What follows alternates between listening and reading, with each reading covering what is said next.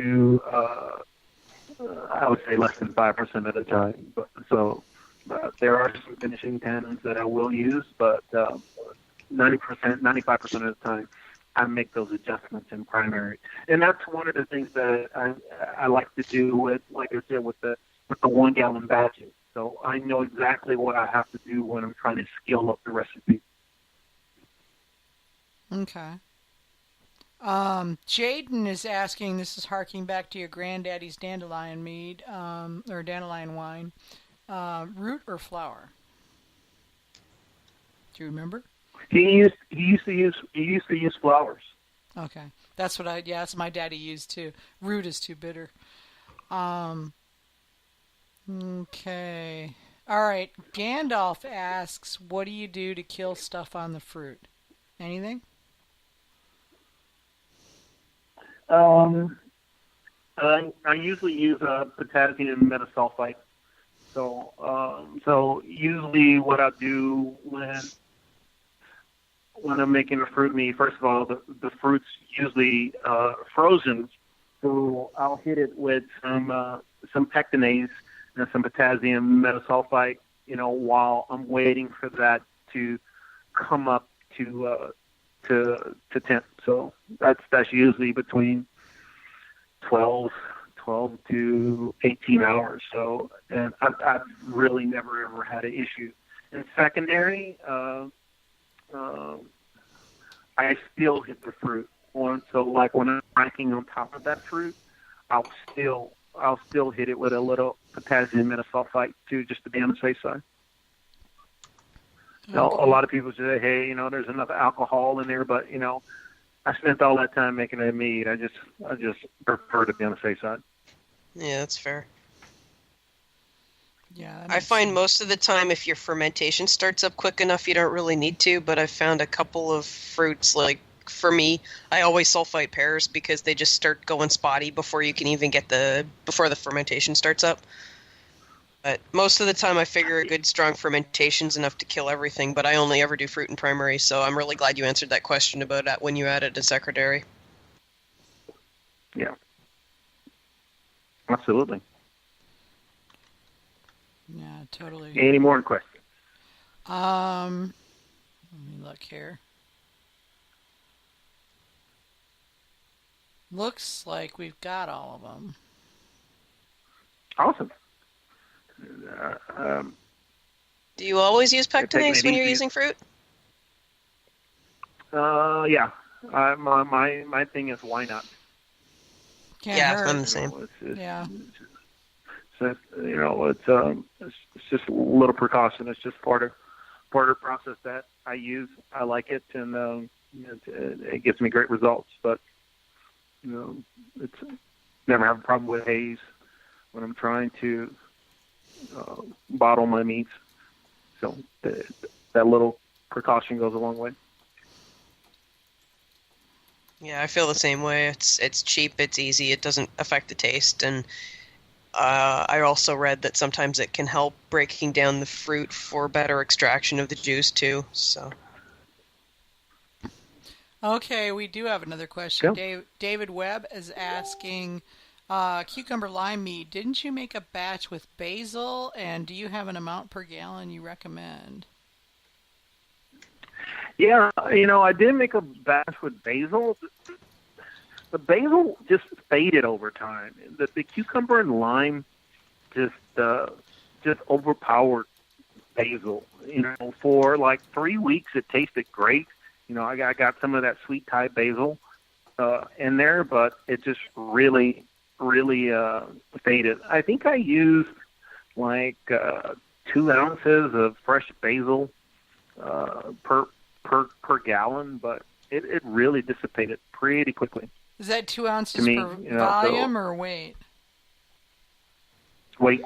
Okay. Big difference there, so. Absolutely. Yeah. Silly American unit. Well, it'd be a big difference. I think the cucumber lime by itself is a little bit better. Yeah, I'm really chuffed about the cucumber lime. I want to make that. So. Yeah. definitely give it a try. Once again, it's out there on the forum, and it's definitely there for anybody to look at. Any more questions? What is your favorite? I just saw one. Yeah, what is your favorite recipe that you're willing to share from Jaden? Favorite recipe that I'm willing to share. That's a tough one. No, it's because he added the caveat, willing to share. Yeah, where there's that whole willing to share thing.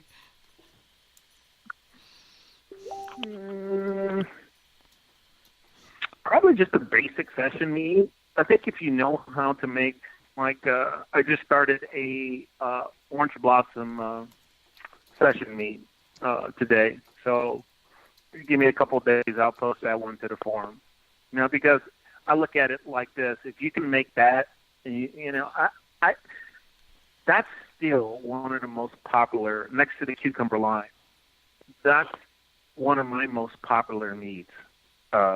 Is a carbonated orange blossom. That when I go to the club meetings or someone comes over, people just want that mead. I keep it right around 5-6%. Just make it real light, easy to drink, and people drink that up. Nobody wants to drink 14%, 16% mead all day long. So I've become known for, hey, let's go to Carvin's house. You got session mead. So I always got them on tap. So they can have 4 or 5 and still function. So I post that, and I see the comments say, hey, I can't get access to orange blossom. Then use a local honey. Use wildflower.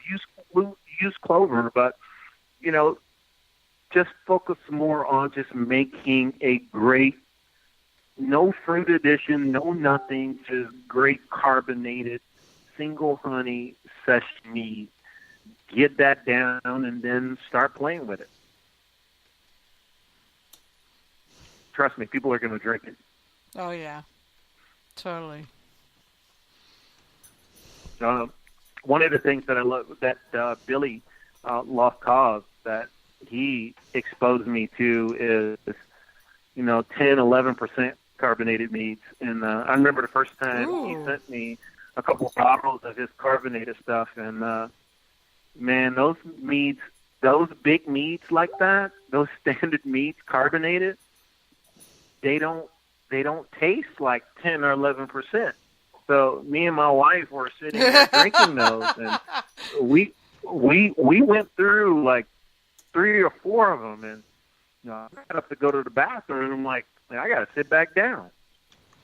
Like, I remember sending him an email the next day. I was like, were those session meads?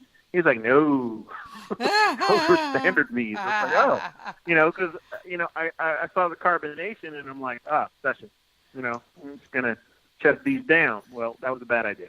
Yeah, there's your Billy mistake. Makes great carbonated full strength mead. Yeah, never assume carbonated means session. I learned that lesson a long time ago. Yeah. Billy and Lost Cause taught me that the very hard way. Yeah. That was a late start morning. Yeah, Billy's. And thank you also, Golden Coast Meadery. Right? Yeah, Billy's meads are actually going to be served at the meet and greet on Wednesday night at the AMMA Conference. He just contacted me today, so we're going to have Billy's meads there. So there'll be other ones too, but Billy is one of the ones that I can I can confidently announce that he will be there. Yeah, Billy's in the buckwheat brotherhood. Yeah, he's part of this brotherhood of people who are trying to get other people to love buckwheat. So he's a proud buckwheat brotherhood member, and he does a darn good job with buckwheat meats. So, any other questions? Nope, not at the moment. Jaden is saying if somebody Awesome. sends him Orange Blossom, he'll give you money, but Good luck with that, Jaden. Yeah, good luck with that. Probably not going to get anybody to want to ship Orange Blossom part with across. their Orange Blossom. Yeah, international borders. He's in Canada, so. He's out of the country. Yeah, that's going to be tough. I've got 4 pounds of it. I still haven't done anything with it yet. My mom brought it back for me. All right, I'm just going to have to smuggle like a gallon of it across the border for you, dude. When I come That'd up be to awesome. visit. Yeah, I will. If when we figure out a date for me to come up to visit, I will totally bring a gallon of OJ. No worries, man.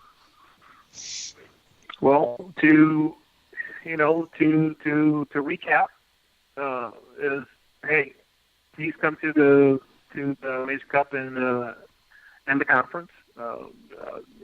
Vicky's done a great job of putting that together. There's a lot of great presentations that are going to be there. A lot of great speakers. Definitely come sit through my presentation on fruit. You're definitely going to get some good meads. You can probably have good meads at all the sessions. That's just going to be a given. And we would like to have you there. As Ryan said, being able to volunteer or work at the Mazer Cup is definitely a life-changing experience for a mead maker. And make sure you don't forget about the fermentation festival in Old Slancy out there in New York, and I know Vicky's going to be out there too as well. So please go out there to support me. And last but not least, I posted a link last week, and I'll post it again tonight, about being a shipper of all the different people that you can order meat from online. Hey, I'm a firm believer in people learning from the commercial meaderies out there. A lot of time it's hard to make mead without having some kind of frame of reference of what you're trying to make. And you can ask around for people, hey, what would you recommend if I'm trying to make a session mead?